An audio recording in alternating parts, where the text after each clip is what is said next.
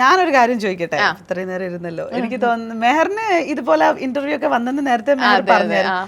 മെഹർ ഇപ്പൊ വൈൽഡ് കാർഡിൽ പോണെന്നൊക്കെ പിന്നെ എന്തിനാ ഇവിടെ വന്നിരിക്കുന്നത്? അല്ല, ഞാൻ നോക്കുമ്പം ഏഷ്യാനെറ്റ് ന്യൂസില് എത്ര വീഡിയോസിലും ഇതിനകത്തൊക്കെയാണ് വൈൽഡ് കാർഡിൽ മെഹർ ഫാത്തിമ പോകുന്നു എന്നൊക്കെ പറഞ്ഞിട്ട് കുറെ ഇതൊക്കെ. എനിക്ക് ഇതുവരെ വിളിക്കാത്തതും ഇതുവരെ സംസാരിക്കാത്ത ആൾക്കാരൊക്കെ വിളിച്ച് ചോദിക്കുന്നു, പോവാണോ ഫുൾ സപ്പോർട്ട്.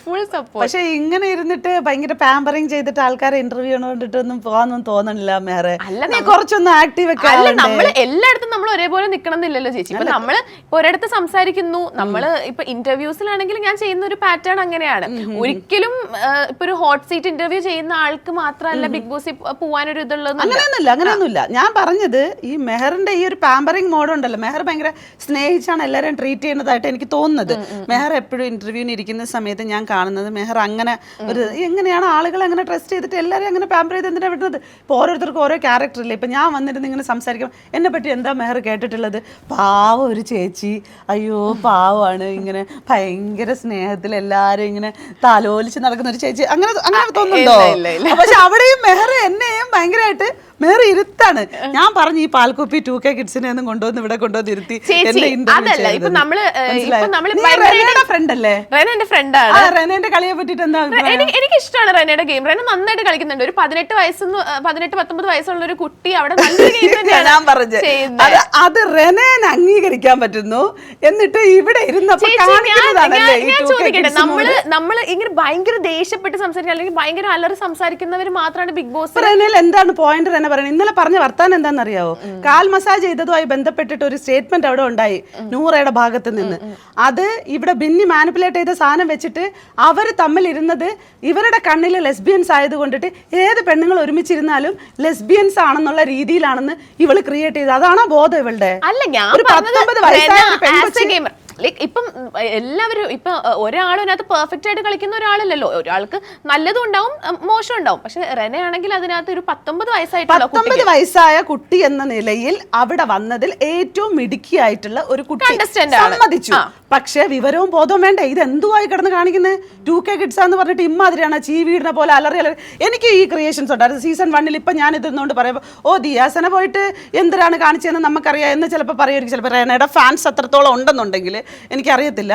റെനേൻ്റെ അടുത്ത് അവിടെ ഉള്ള ആൾക്കാർക്ക് മൊത്തം അസൂയ എന്നാണ് പറയുന്നത്. റെന അവിടെ കളിക്കുന്ന ഡേർട്ടി ഗെയിമാണ്. ആക്ച്വലി ആ ഒനീലിൻ്റെ അടുത്തൊക്കെ ലാലേട്ടൻ വന്ന് ഒനീൽ റിയാക്ട് ചെയ്യുന്ന ഒനീൽ ഒരു എന്താ പറയുക, അയാളുടെ ക്യാരക്ടർ വൈസ് ഒരു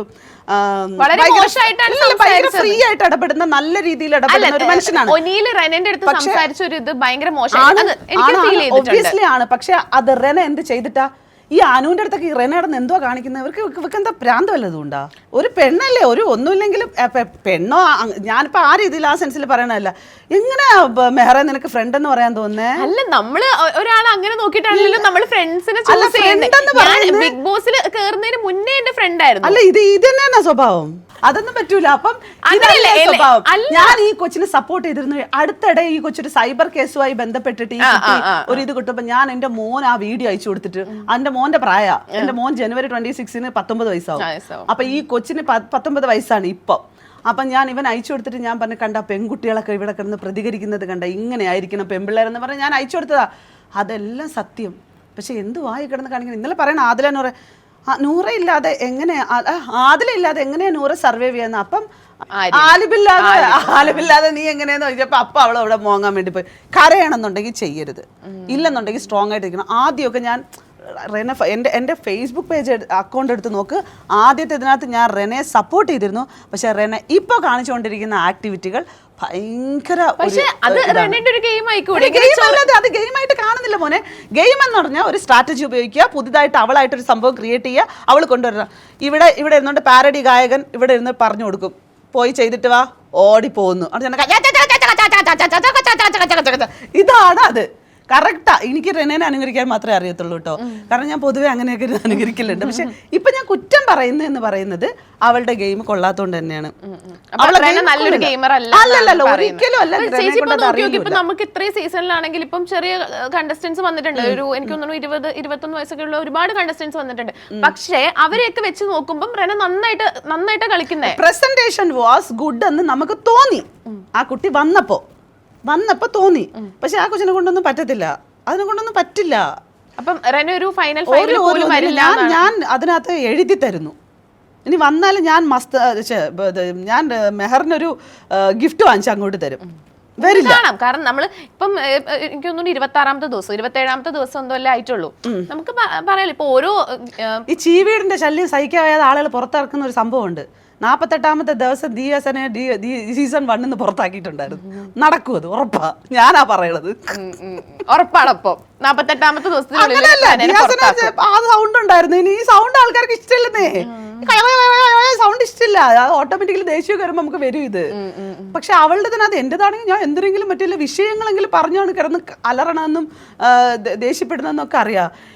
ഇത് എന്തെന്നാണ് അനുമോളെ വീട്ടിൽ നിന്ന് ഉണ്ടെന്നാണ്, അനുമോളെ അനുമോളെ അനുമോളെ അനുമോളെ വീട്ടിൽ നിന്ന് ഉണ്ടെന്നാണ്, അനുമോളെ അനുമോൾക്ക് എന്തിനു വേണം, അനുമോളെ അനുമോളെ അനുമോളെ പറ, അനുമോളെ അനുമോളെ പറ, അനുമോളെ എനിക്ക് ഉണ്ടാക്കാൻ അറിയാം, അനുമോളെ താ, അനുമോളെ താ താ അനുമോളെ താ. എന്തുവാ അതാ നിർത്തൂ. അനീഷാണെങ്കിൽ ഇതിനെക്കാട്ടിലും 1 2 3 4 5 6 7 8 9 10 1 2 3 4 5 6 7 8 9 10 ഇത് പിന്നെ സുഖമുണ്ട് കേൾക്കാൻ. ഇത് അനുമോളെ താ, അനുമോളെ നീ എന്തിനാ അനുമോളെ, ഇത് പറ്റൂല. ഇത് എന്തുവാ ഇത്? ഇന്നലത്തെ അടി കാണുമായിരുന്നു കേട്ടോ. ഒരു സൈഡിൽ എവിടുന്നോ ആ ചീവീടിന്റെ സൗണ്ട്.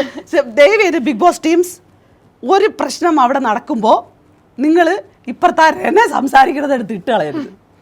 പറ്റണില്ല കേൾക്കാൻ, സഹിക്കാൻ പറ്റില്ല. അപ്പം ചേച്ചിയുടെ ഒരു ഗെയിമാണ് കൂട്ടുകാരി. അല്ല ചേച്ചി ഫ്രണ്ട്സ് ആവാണെങ്കിൽ ഇപ്പൊ നമുക്ക് അതിന് ഇന്നൊരു ഇതൊക്കെ വേണം. റെനേനെ കിട്ടാത്തോണ്ടിട്ടാണ് ഞാൻ ഫ്രസ്ട്രേഷൻ എന്റെ അടുത്ത് തീർത്തത്.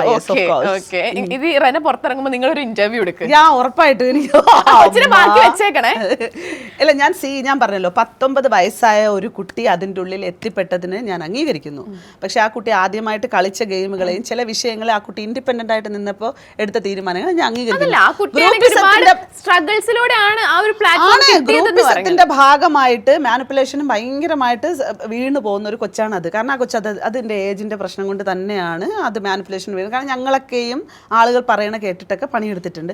പക്ഷെ ഈ ആക്ടിവിറ്റി എന്ന് പറഞ്ഞാൽ ട്രിഗറിങ് അല്ല ചെയ്യുന്നത്, ഇറിറ്റേഷൻ, മറ്റേ ബുദ്ധിമുട്ടിക്കലില്ലേ, എന്തായാലും പറയണത്. നീയായിട്ട് പ്രശ്നം ഉണ്ടെന്നുണ്ടെങ്കിൽ അവന് അത് നോവരുത്. അപ്പോൾ എവിടെ ആയിരിക്കണം ആ പ്രശ്നം നടക്കേണ്ടത്? ഞാനും നീയും മാത്രമായിരിക്കണം. ഇവിടെ നീ ഇരിക്കുന്നിടത്ത് ഞാനും നീയും സംസാരിക്കുമ്പോൾ അവിടെ പ്രശ്നമാണുണ്ട്. അതെന്തുകൊണ്ടാണെന്നറിയാമോ? ഈ ചീവീടൊച്ച, അതാണ് പ്രശ്നം. ഓക്കെ, അപ്പൊ ഇപ്പം വൈൽഡ് കാർഡ്സ് കയറാൻ പോവാണ്. അപ്പൊ വൈൽഡ് കാർഡ്സ് കയറുമ്പോ ഈ ഗെയിം ആണെങ്കിൽ ഒന്ന് ഇതാവുമെന്ന് ചേച്ചിക്ക് തോന്നുന്നുണ്ടോ? ഗെയിം ഈ ഒരു ബോറിംഗ് ഗെയിം ആണെങ്കിൽ മാറി കുറച്ചും കൂടെ ഒരു എന്റർടൈനിങ് ആവുമെന്ന്. ഞാൻ ഇതുവരെയുള്ള സീസണുകളിൽ ഒരു ഗെയിം ചേഞ്ച് എന്ന് പറയുന്ന ഒരു സംഭവം ചെയ്യാൻ സാധിച്ചിട്ടുള്ളത് റിയാസിൻ്റെ വരവോട് കൂടിയുള്ള സീസൺ 4 ആയിരുന്നു.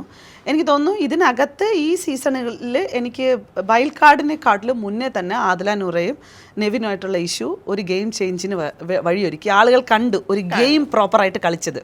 കാരണം അവനോട് ചോദിക്കുന്നു, അവനത് ചെയ്യുമെന്ന് പറയുന്നു, അതിലവൻ ട്രിഗറാകുന്നു, അവൻ അവിടെ ഡോർ തുറക്കുന്നു, അവൻ ഇറങ്ങി ഓടുന്നു. ഒബ്വിയസ്ലി അതൊരു ഗെയിമാണ്. അത് അവർ ഇന്നലെ ലാലേട്ടൻ്റെ മുമ്പിലും അവർ പറഞ്ഞായിരുന്നു അതാണെന്ന്.